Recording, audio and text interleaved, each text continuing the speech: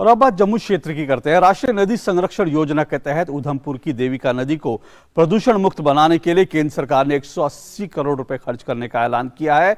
ऐसे में ये नदी जो लगभग मृतप्राय थी, उसका अस्तित्व खतरे में था। अब उसे फिर से पुनर्जीवित करने की कोशिशें हो रही हैं। कैसे, आपको दिखाते हैं हमारे संवाददाता नीरज सिंह की इस रिपोर्ट में।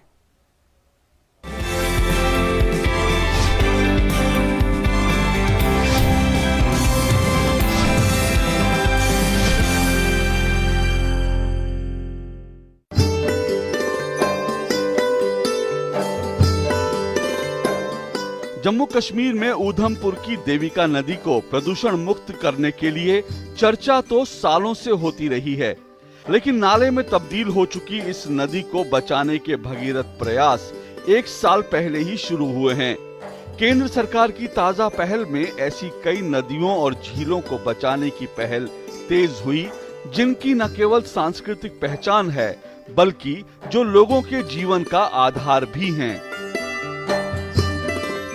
जो नई ये सरकार जो अभी आई हुई है, जिनसे कि ये संभव हो सका कि इस इलाके को, इस देविका सतल को जो है नेशनल रिवर कंजर्वेशन प्लान में लाया गया, जो एक प्रोजेक्ट था। नहीं तो इसका अस्तित्व खत्म था। इस नेशनल रिवर कंजर्वेशन प्लान में आने का एक ही कारण है कि उसमें जो एफर्ट रही डॉक्टर जितेंद्र सिंह जी की रही, तभी इसको लाया गया और इसको पोल्यूशन मुक्त करने के लिए एक बहुत बड़ा सीवेज सिस्टम प्लान बनाया गया इस प्रोजेक्ट के तहत, जिसमें 130 करोड़ का पूरे शहर में जो है ड्रेनेज और सीवेज सिस्टम बनेगा। जिस तरह से काम चल रहा है, डेवलपमेंट हो रही है, तो मे भी कुछ इम्प्रूवमेंट हमारे यहाँ पे जरूर होगी।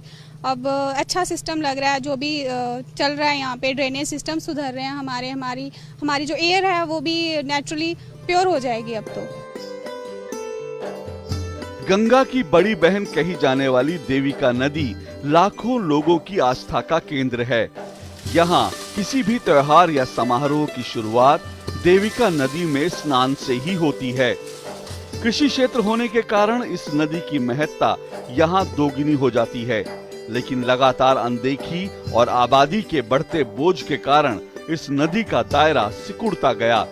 नए प्रोजेक्ट के तहत शहर में 3 सीवरेज ट्रीटमेंट प्लांट का निर्माण होना है। देविका नदी के तटों का सौंदर्यीकरण किया जाना है, ताकि ज्यादा से ज्यादा पर्यटक उधमपुर पहुंचकर देविका नदी के दर्शन कर सकें और इसके इतिहास के बारे में भी जानें।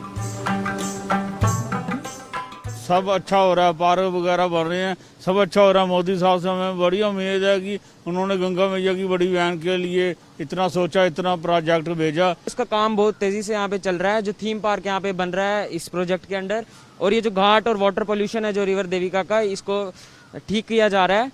तो इसके लिए हम पूरा उधमपुर रेजिडेंट्स की तरफ से, पूरा उधमपुर की तरफ से, जितना ये रिवर देविका का पोल्यूशन खत्म करने के लिए जो मोदी गवर्नमेंट ने प्रोजेक्ट लाया है, इसके लिए हम उनका बहुत थैंकफुल है।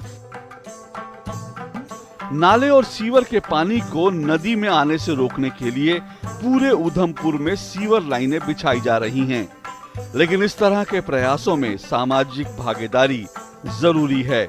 इसलिए ये आवश्यक है कि नदियों के संरक्षण में सामाजिक भागीदारी बढ़े, नहीं तो वो दिन दूर नहीं जब देविका नदी, वुलर और डल झील जैसी धरोहरों की खूबसूरती हम सिर्फ फिल्मों में ही देख पाएंगे। देविका नदी जम्मू संभाग के लाखों डोगरा कम्युनिटी के लोगों की आस्था का केंद्र है, लेकिन ये समय के साथ ये नदी पूरी तरीके से प्रदूषित हो गई। यहाँ तक कि डोगरा कम्युनिटी ने लगातार इस नदी को साफ करने की मांग की, लेकिन सरकारें आती रहीं और जाती रहीं। किसी भी सरकार ने इस नदी के पुनरुद्धार का ध्यान नहीं रखा।